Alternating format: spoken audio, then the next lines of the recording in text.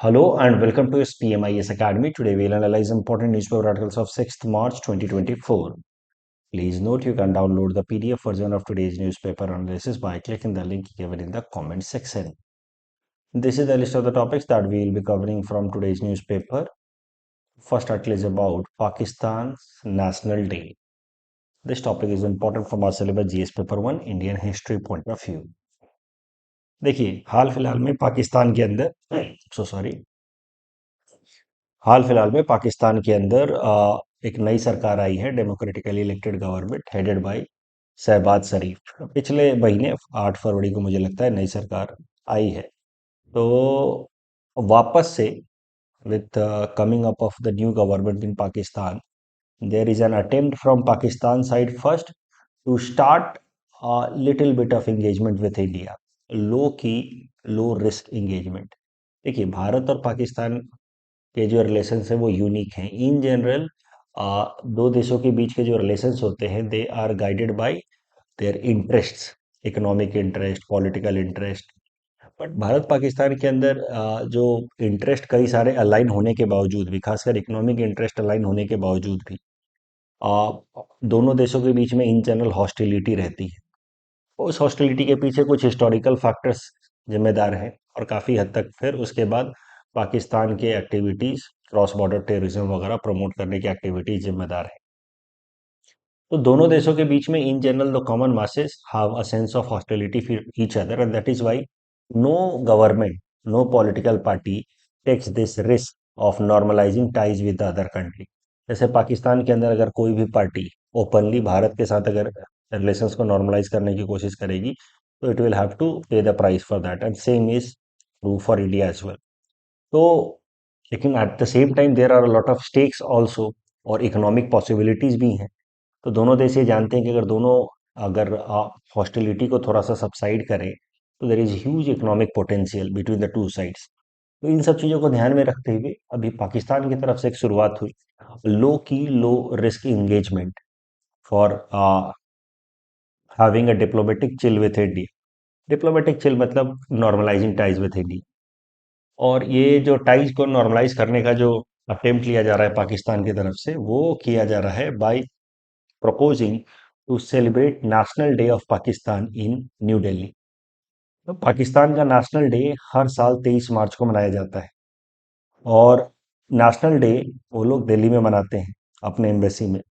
और नॉर्मली ये ट्रेडिशन रहा है लेकिन कुछ सालों से गैप हुआ है सिंस कोविड पैंडेमिक और उसके बाद से फिर दोनों देशों के बीच की जो हॉस्टिलिटी है उस कारण से पिछले 4 सालों से पाकिस्तान का नेशनल डे हुआ नहीं है। लेकिन इस बार नई सरकार ने प्रपोज किया है कि दे विल बी ऑब्जर्विंग और celebrating there national day in India again in Delhi. तो पाकिस्तान की तरफ से ये स्टार्ट हुआ है एक आप कह सकते हैं attempt, low key low risk engagement attempt with India. At the same time India has also reciprocated, you see this news, Modi greets सहवाज, first Indian response on new government in Pakistan. तो लगभग एक महीने बाद हमारे प्रधानमंत्री नरेंद्र मोदी जी ने, जब उनके तरफ से कोशिश हुई तो हमारे प्रधानमंत्री नरेंद्र मोदी जी ने भी उनके प्रधानमंत्री को कॉन्ग्रेचुलेट किया है for getting elected as prime minister of Pakistan. तो both sides are trying to have some normal ties ताकि जो इकोनॉमिक पोटेंशियल्स हैं उसको कुछ हद तक एक्सप्लोर किया जा सके। जरा ये समझते हैं कि 23 मार्च को ऐसा क्या है जिस कारण से पाकिस्तान इस दिन को नेशनल डे ऑब्जर्व करता है। देखिए 23 मार्च को ही लाहौर रिजोल्यूशन अडॉप्ट किया गया था। That Lahore resolution adopted by Muslim league laid basis for creation of another country Pakistan in the year 1940। तो Lahore resolution as I told you was adopted by All India Muslim League of in Lahore in their Lahore session जो 22 मार्च से लेकर के 24 मार्च तक कराया गया था 1940 में। और लाहौर रिजोल्यूशन में ऑल इंडिया मुस्लिम लीग ने बात की कि they would be demanding an independent state for Indian Muslims. तो ध्यान रखने वाली बात यह है कि लाहौर रिजोल्यूशन जिसके बारे में आप हिस्ट्री में भी पढ़ते हैं उसमें यह शब्द पाकिस्तान का इस्तेमाल कहीं भी नहीं हुआ था। But the resolution simply demanded for an independent state for Indian Muslims. तो लाहौर रिजोल्यूशन इसी कारण से लाहौर रिजोल्यूशन जो 1940 में लिया गया 22 से 24 मार्च लाहौर सेशन के दौरान of all India Muslim league. तो इसी कारण से वो लोग 23 मार्च को पाकिस्तान अपना नेशनल डे मनाता है। और फिर 23 मार्च को वो इंपॉर्टेंट दिन समझते हैं, that is why Pakistan officially adopted their first constitution which transformed Pakistan from dominion to the Islamic Republic of Pakistan on this day only, 23rd March in 1956. Normally tradition रहा है कि Pakistan day has been celebrated on 23rd March at the Pakistan embassy complex in New Delhi. 4 साल से ये gap था, but इस बार वापस से नेशनल डे मनाएगा पाकिस्तान इन न्यू दिल्ली। तो this is a kind of initiation between the two sides to normalise ties.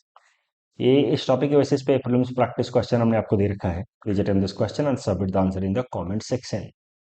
The next article is about Global Resource Outlook Report. This topic is important from our syllabus GS paper 3 environment point of view।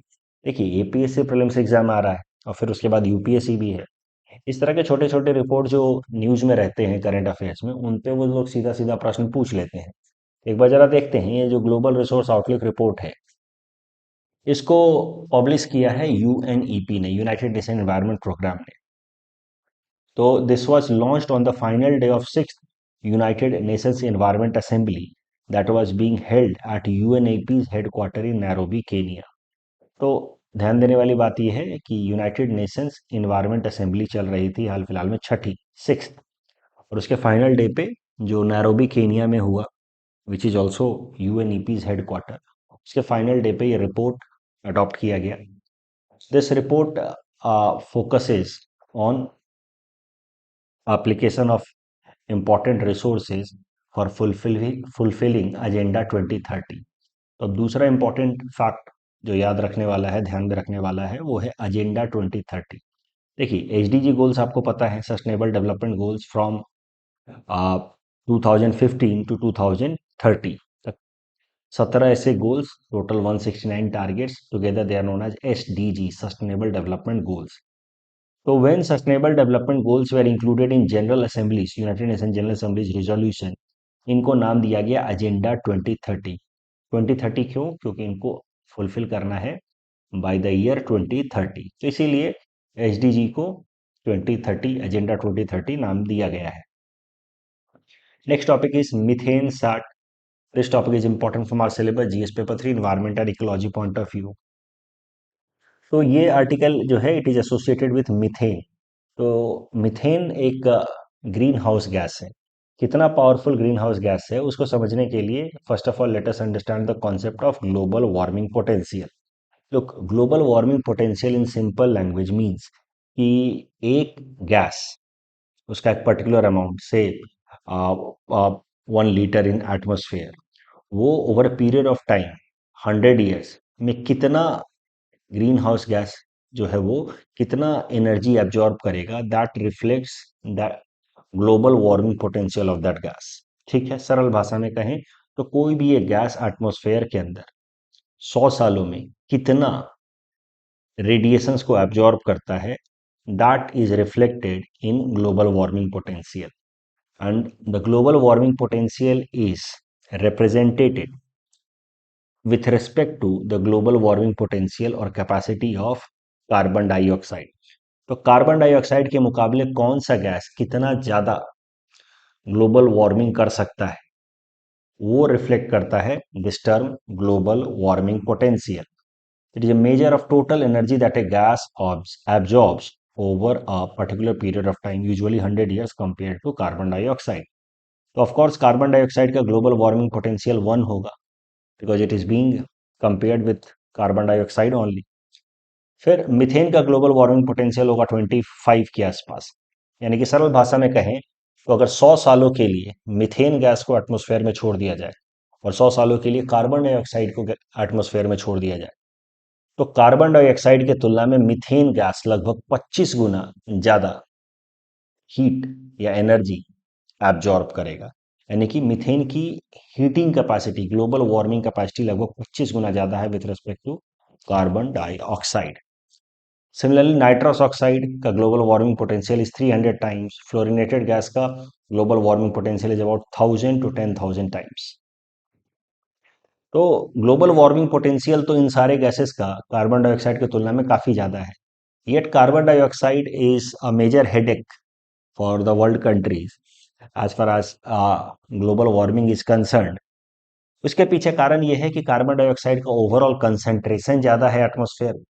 भाई इनका global warming potential ज़्यादा है लेकिन इनका concentration overall है कम carbon dioxide की तुलना में। दूसरा, कार्बन डाइऑक्साइड का एटमॉस्फेयर में रेजिडेंस टाइम ज़्यादा है। It stage in the atmosphere for a very longer period of time. उसी को कहा जाता है रेजिडेंस टाइम। एक बार जब इमिट हो गया तो काफ़ी लंबे समय तक एटमॉस्फेयर में रहता है और ग्लोबल वार्मिंग में कंट्रीब्यूट करता है। तो because of high residence time and higher concentration in the atmosphere, carbon dioxide, despite having lower global warming potential with respect to methane or nitrous oxide, carbon dioxide is a major concern for world countries as far as global warming is concerned. तो ये है चार major तरह के gases का global warming potential. Methane लगभग 25 गुना ज्यादा ग्लोबल वार्मिंग करता है with respect to carbon dioxide. Methane की अगर बात की जाए तो methane is in simple terms a natural gas CH4। और मीथेन जो है वो कई सारे सोर्सेज से इमिट होता है। कुछ ह्यूमन सोर्सेज हैं, एंथ्रोपोजेनिक सोर्सेज हैं, कुछ नेचुरल सोर्सेज हैं।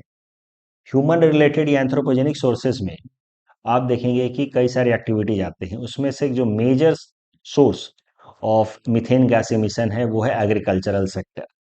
देखिए, एग्रीकल्चरल सेक्टर से ओवरऑल आप कह सकते हैं कि लगभग 30% के आसपास मीथेन गैस इमिट होता है। क्या होता है समझिए। देखिए, नेचुरल फैक्टर्स जो हैं वो लगभग 40% तक मीथेन गैस रिलीज करवाते हैं एटमॉस्फेयर में, जबकि एंथ्रोपोजेनिक फैक्टर्स यानी कि human sources are reason behind 60% of global methane emission. उन 60% में भी आप देखिए, जो मेजर सोर्स है वो है इंटेरिक फर्मेंटेशन। उसके अलावा agricultural soil, rice cultivation, manure management, crop residue burning. अब आप सोचेंगे कि सर इन सब एक्टिविटीज से मीथेन कैसे रिलीज होता है। तो समझिए, ह्यूमन एक्टिविटीज में major activity releasing methane is agriculture, और एग्रीकल्चर के अंदर जो major activity releasing methane is enteric fermentation. Enteric fermentation is chemical reaction that goes inside the stomach of cattles. तो ये जो जैसे काऊ वगैरह है, ये जब खाना खाते हैं तो इनके पेट के अंदर एक स्पेशल तरीके का आप कह सकते हैं डाइजेशन प्रोसेस के दौरान एक रिएक्शंस होते हैं, माइक्रोबियल रिएक्शंस होते हैं। And in that process the cow releases a lot of methane and other similar kettles they releases a lot of methane through burping and belching both. तो इस तरीके से जो काऊ है वो अपने डाइजेशन प्रोसेस के दौरान, या काऊ जैसे बाकी कैटल से अपने डाइजेशन प्रोसेस के दौरान lot of methane is released by them. This process is known as enteric fermentation process under overall agriculture sector for release of methane. दूसरा, एग्रीकल्चरल सॉइल्स। एग्रीकल्चरल सॉइल्स में खासकर rice cultivation. See agricultural soils में tilling के दौरान थोड़ा सा methane gas release होता है। राइस कल्टीवेशन आपको पता है, धान की जो बुआई होती है यानी कि सोइंग के टाइम में the agricultural field must be flooded with water. तो उसमें वाटर लॉगिंग जरूर होना चाहिए राइस कल्टीवेशन के लिए। बट वाटर के कारण होता क्या है कि under the water there are many bacterial reactions going on, bacterial activities going on, and these bacterias जो राइस फील्ड के सब सॉइल सरफेस रीजन में पाए जाते हैं अंडर द वाटर, ये बैक्टीरियाज एन एरोबिक कंडीशंस यानी कि ना एब्सेंस ऑफ ऑक्सीजन कंडीशंस में ये लोग जब रेस्पिरेशन करते हैं तो दे प्रोड्यूस मीथेन। तो सरल भाषा में कहें तो काऊ से मीथेन गैस रिलीज होता है। उसके अलावा राइस कल्टीवेशन के दौरान बैक्टीरिया जो होते हैं सब सरफेस सॉइल में, वो एन एरोबिक कंडीशंस में रेस्पिरेशन करते हैं, यानी कि इन एब्सेंस ऑफ ऑक्सीजन में जब रेस्पिरेशन करते हैं तो दे रिलीज मीथेन। उसके अलावा क्रॉप रेजिड्यू बर्न करने से तो मीथेन रिलीज होगा ही। तो बेसिकली मीथेन के 40% जो सोर्सेस हैं वो नेचुरल सोर्सेस हैं, 60% सोर्सेज जो हैं वो मैन मेड या एंथ्रोपोजेनिक सोर्सेस हैं। अब जरा न्यूज पे आते हैं, करंट न्यूज पे। देखिए, मीथेन तो एक इंपॉर्टेंट ग्रीन हाउस गैस है ग्लोबल वार्मिंग पोटेंशियल तो इसकी 25 गुना ज़्यादा है कार्बन डाइऑक्साइड की तुलना में, वो बात अलग है। इसका कंसेंट्रेशन कार्बन डाइऑक्साइड की तुलना में थोड़ा कम रहता है स्पेस में, और रेजिडेंस टाइम भी कम रहता है स्पेस में। But methane is second major gas which is an area of concern for world countries as far as global warming is concerned. तो मीथेन कौन सा देश कितना रिलीज कर रहा है, इसको रियल टाइम बेसिस पे ट्रैक करने के लिए एक सैटेलाइट बनाया गया है जिसका नाम है methane sat. This methane satellite has been launched on Falcon 9 rocket of SpaceX. ये मीथेन सैट सैटेलाइट को डेवलप किया है इन्वायरमेंटल डिफेंस फंड ने in partnership with New Zealand space agency. ये जो मीथेन सैट नाम का सैटेलाइट है, ये क्या करेगा, दुनिया के अलग अलग देशों से कितना मीथेन इमिशन हो रहा है इसको ट्रैक करेगा। इससे होगा क्या, देखिए, दुनिया के लगभग 150 कंट्रीज ने, 150 कंट्रीज ने मिल करके एक ग्लोबल एग्रीमेंट साइन किया जिसका नाम है ग्लोबल मीथेन प्लेज। इस ग्लोबल मीथेन प्लेज का टारगेट है to cut down the methane gas emission by these 150 countries by 30% from 2020 level by 2030। सरल भाषा में कहें तो 2020 तक ये 150 देश जितना भी मीथेन रिलीज कर रहे थे, इमिशन कर रहे थे, उसका लगभग 30% कम मीथेन इमिशन करेंगे बाय 2030। ये है इन 150 देशों का ग्लोबल मीथेन प्लेज। अब ये देश अपना अपना मीथेन जो प्लेज किया है इन्होंने, उसको सही तरीके से उसको फुलफिल कर रहे हैं कि नहीं कर रहे हैं, वो रियल टाइम बेसिस पे ट्रैक होगा मीथेन सैट की मदद से। And the data will be available publicly on websites, Google के थ्रू आप चेक कर सकते हैं। So this way the kind of transparency that methane sat will bring for world countries to see ki whether they are fulfilling their obligations under global methane pledge or not. This method is known as naming and shaming. भाई इनका नाम सीधा internet पे आ जाएगा कि ये देश अपने टारगेट को पूरा कर रहे हैं, ये देश नहीं कर रहे हैं। Such kind of methods where informations with respect to your performance is publicly published या publicly placed. Such activities is known as naming and shaming. So this methane sat directly or indirectly will be doing naming and shaming because of this transparent method in which the methane emission data will be publicly available. हाँ, वो बात अलग है कि methane set का जो data है it can not be used for compelling a country to adhere to their promises. Compulsion नहीं है, but yet it will be acting as a naming and shaming process so that the world countries could adhere to their commitment regarding methane gas emission cut down under their global methane pledge. The global methane pledge was jointly brought by US and European Union and it has not been signed by India. तो इस topic के basis पे prelims practice question हमने आपको दे रखा है। Please attempt this question and submit the answer in the comment section. The next article is about critical minerals, the biggest roadblock in India's net zero goal. This topic is important from our syllabus GS paper 3 Indian economy point of view. See, critical minerals कौन से minerals होते हैं? वो minerals जो modern day technologies के लिए बहुत important है, उन सारे minerals को कहा जाता है critical minerals. For example, minerals that are needed for mobile phone, computer, batteries, for electric vehicles and all such minerals are known as critical minerals, very essential for modern day emerging technologies. So some of the examples of critical minerals could be graphite, lithium, cobalt, and rare earth minerals. The rare earth minerals are basically 17. 17 minerals को rare earth minerals ऐसे कहते हैं, जिसमें से 15 जो हैं एक series में मिलते हैं, लेंथेनाइट सीरीज में। ये पीरियोडिक टेबल है, अलग अलग केमिकल्स एटम्स को रिफ्लेक्ट करता है पीरियोडिक टेबल। तो 15 लेंथेनाइट सीरीज के मिनरल्स को कहा जाता है, plus yttrium and niobium, scandium, so sorry, scandium and yttrium plus 15 lanthanide series के जो मिनरल्स हैं, together they are known as rare earth minerals. तो they are rare earth minerals plus silicon, cobalt, graphite, lithium, together they are known as critical minerals.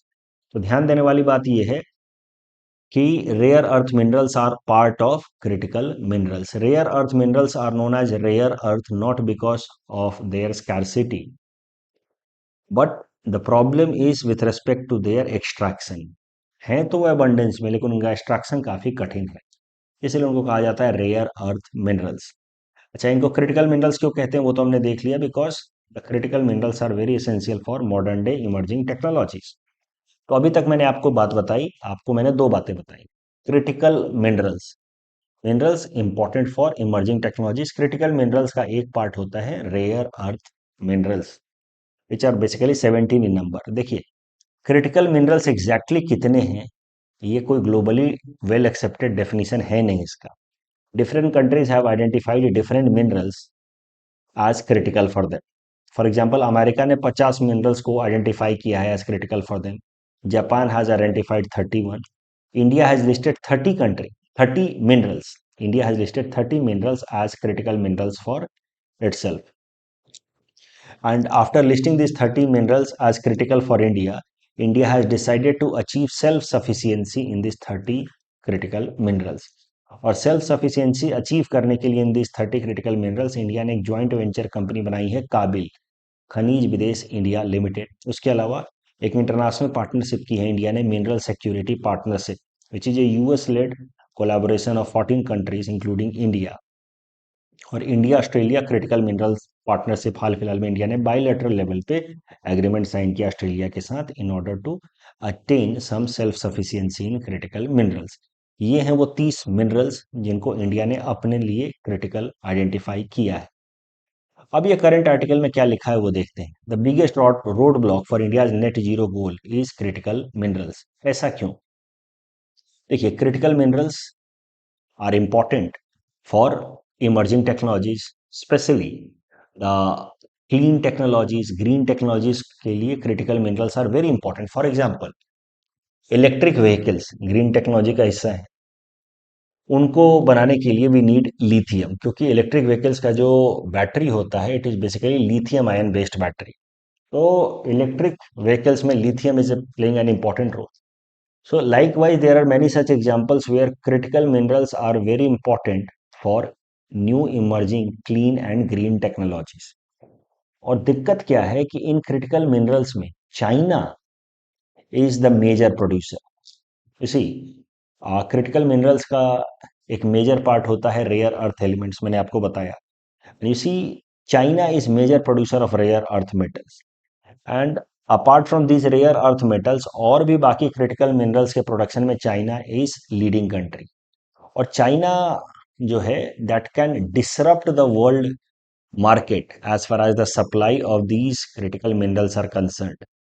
और अगर ये critical minerals का supply disrupt हुआ international market में, तो फिर international market में क्लीन टेक्नोलॉजीज और उनके डिवाइसेस का प्रोडक्शन भी डिक्लाइन करेगा and which might lead to negative impact on the dreams और goals of the world countries regarding net zero.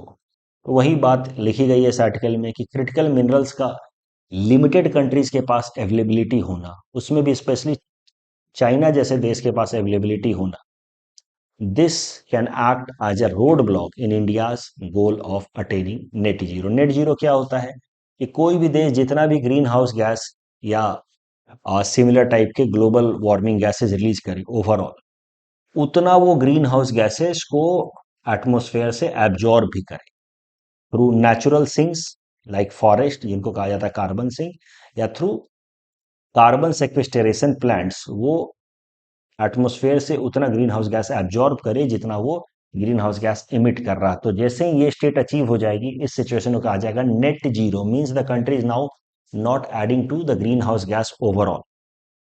Net zero हो गया, जितना हम एमिशन कर रहे हैं उतना हम एब्जॉर्ब भी कर रहे हैं। तो भारत ने conference of party number 26 of united nation framework convention of climate change that was held in the year 2021 at Glasgow, वहां पे इंडिया ने अपने लिए 5 एनवायरमेंट संबंधित टारगेट्स रखे थे जिनको कहा गया पंचामृत स्ट्रेटेजी। पंचामृत स्ट्रेटेजी में एक स्ट्रेटेजी थी that India will achieve target of net zero by 2070। तो यही इस आर्टिकल में लिखा है कि 2070 तक भी नेट जीरो अटेन करने के लिए इंडिया के इस टारगेट में सबसे बड़ा हिंड्रेंस आएगा क्रिटिकल मिनरल्स की लेस अवेलेबिलिटी होना और चाइना का उसमें डोमिनेंस होना। बायोट्रिक, कल जो हमने प्रश्न दिया था, it is an community level pyrolysis system that runs on villagers waste. Risa, attire of Tripura to hai, but it is associated with women, not men. That's all from our side for today. Thanks for watching.